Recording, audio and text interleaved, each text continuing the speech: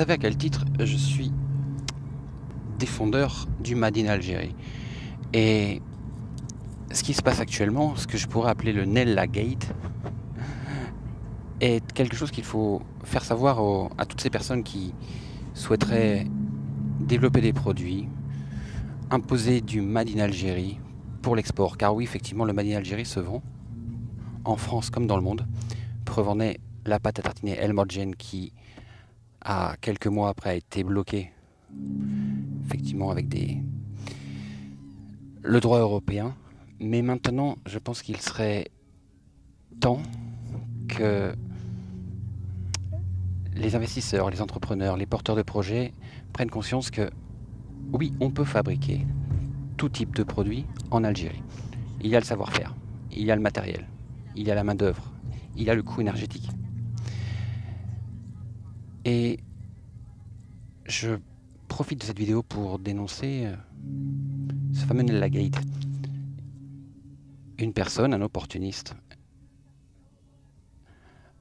qui avait eu effectivement l'opportunité de visiter l'usine C'est Bon, fabricant de la pâte à tartiner El Morgen, et qui, voyant ce qui s'est passé en France, eh bien, a pris cette pâte à tartiner et est parti en Turquie pour la faire fabriquer. Une usine industrielle, marque blanche, comme on peut faire dans le monde entier. Et cette personne aujourd'hui vend cette pâte à tartiner avec des drapeaux algériens un peu partout. Alors même si effectivement il a précisé que le produit était fabriqué en Turquie, la recette algérienne, mais par qui a-t-elle été élaborée? Je voudrais vous rappeler que l'usine C'est Bon, qui existe depuis plus de 20 ans, est dirigée par deux frères amoureux de la gastronomie et qu'ils fabriquent eux-mêmes leurs recettes, ils l'ont créée de leurs propres mains. Et profiter de ça, de l'interdiction de vente, de distribution de ce produit en Europe pour jouer sur la fibre patriotique de la communauté algérienne établie à l'étranger, pour vendre un produit qui est Made in Turquie, je le rappelle, fabriqué dans des usines Made in Turquie et non Made in Algérie, je trouve que ça doit se savoir.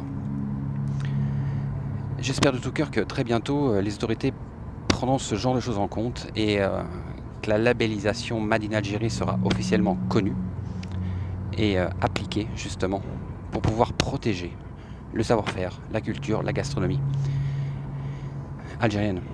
Et même si je sais que ça dérange, parce que hier j'ai fait une vidéo pour dénoncer ça, et je me fais énormément attaquer sur les réseaux, mais peu importe. L'important c'est que les gens sachent ce qu'ils consomment, ce qu'on leur vend, ce qu'on leur dit, ce qu'on insinue, pour faire du chiffre d'affaires. Tout le monde a le droit de faire de l'argent, mais il y a des principes derrière. À toute ma communauté LinkedIn, je vous incite à vous rapprocher effectivement des autorités si vous souhaitez faire du commerce à l'export, car le potentiel est là. Ne serait-ce que 6 millions d'Algériens en France, c'est un marché effectivement très important. Et à tous et tous, force et détermination.